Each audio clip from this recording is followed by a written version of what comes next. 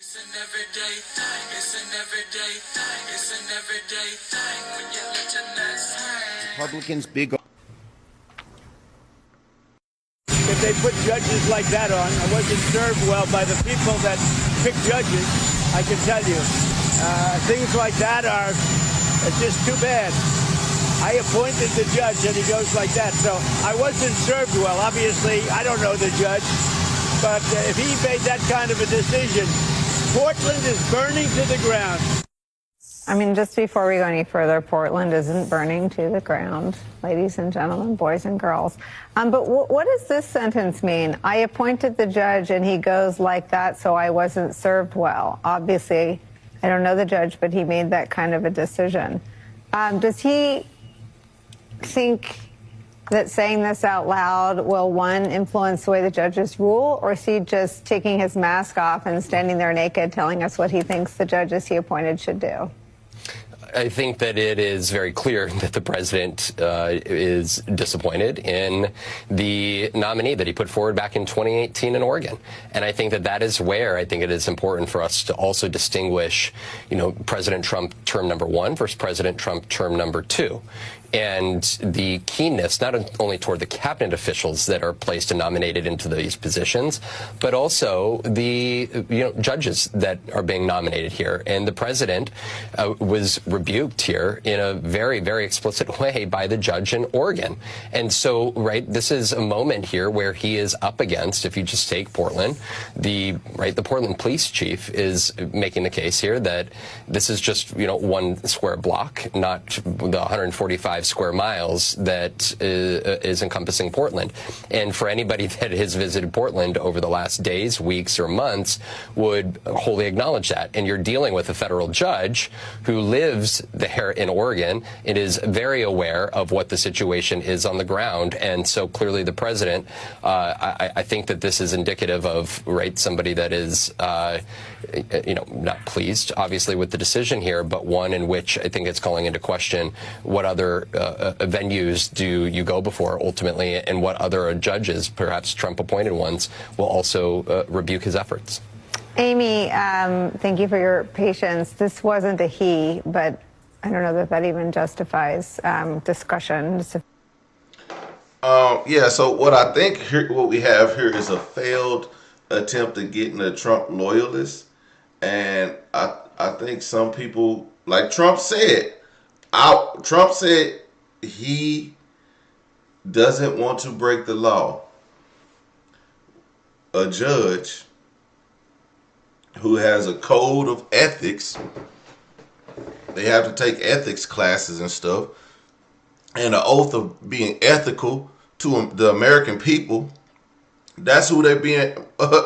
That's who they have sworn to protect, the Constitution and the American people.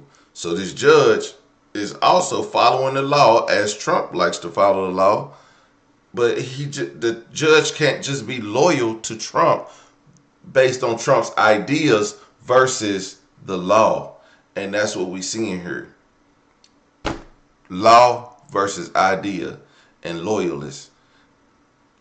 Now, if there in some form or fashion is a law that overrides what this judge says, Trump will then follow the law, because he will find a way to override what this judge says, even if it means getting that judge out of here. And since that judge is a lifelong appointed judge, it's only one way out.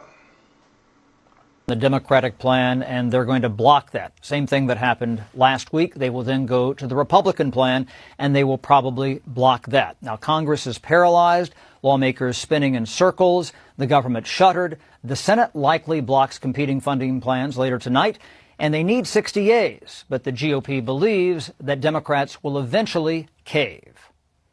I can tell you there's more than 5 Democrats in the Senate who know that Chuck Schumer has led them into a box canyon with this Schumer shutdown, but the consequences will start to pile up.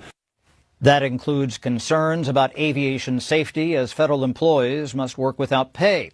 Transportation Secretary Sean Duffy has seen an uptick in people calling out sick. Lawmakers are gaming out how long the shutdown runs. GOP Louisiana Senator John Kennedy predicts another week. It won't end until everybody in the Senate takes their ego out back and shoots it, and then it'll end. Democrats demand money to curb health care premiums, which could spike. But if you squint, you can see signs of bipartisanship.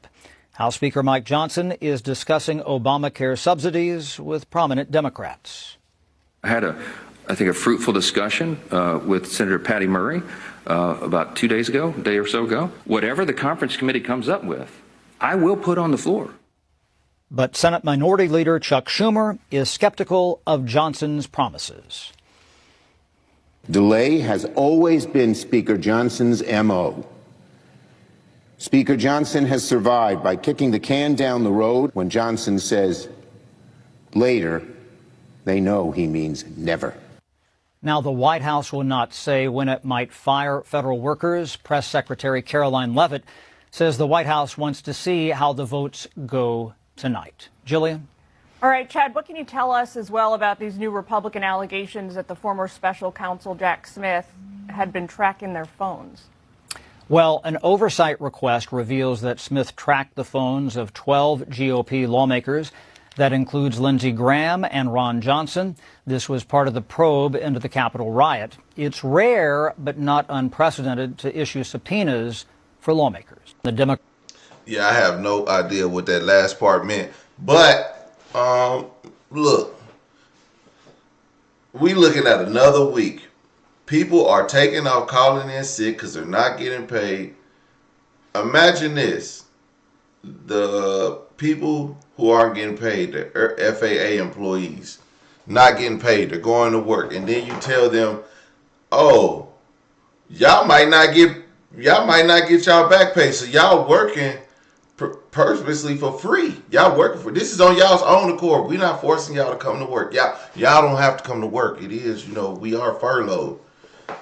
But we need y'all to work so America can continue to run.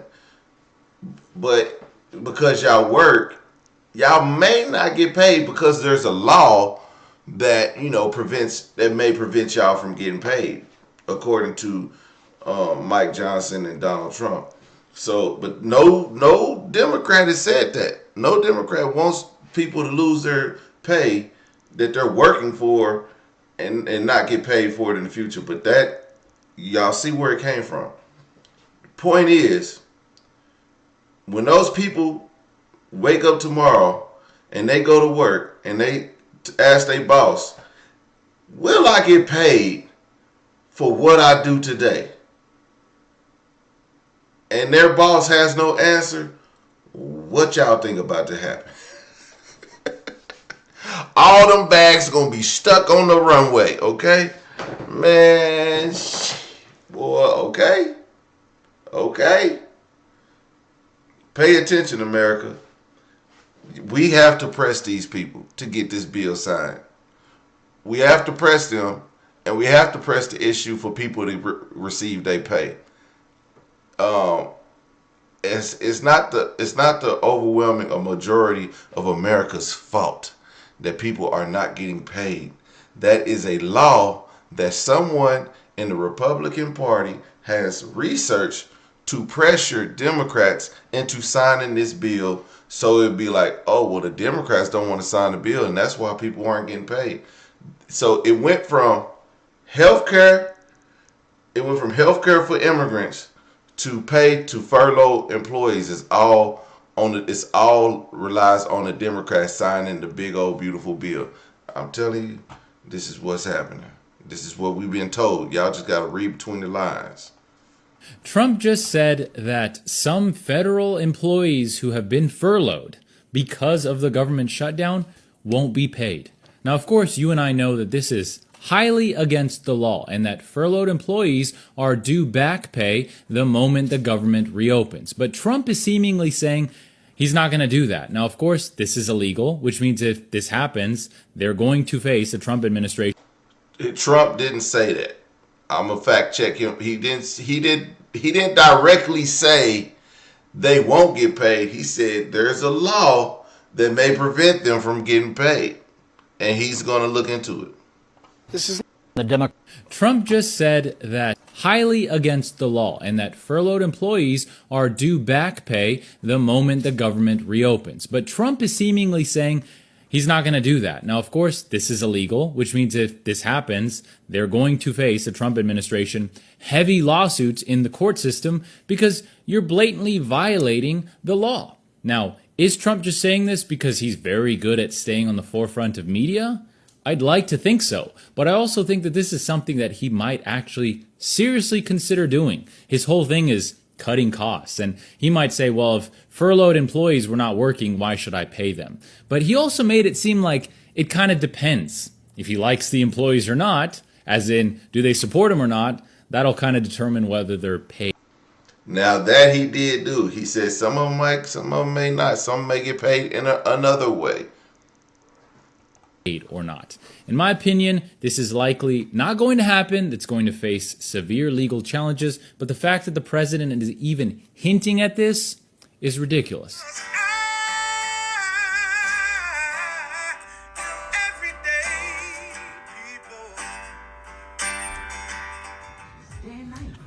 Some women can start working in as one week.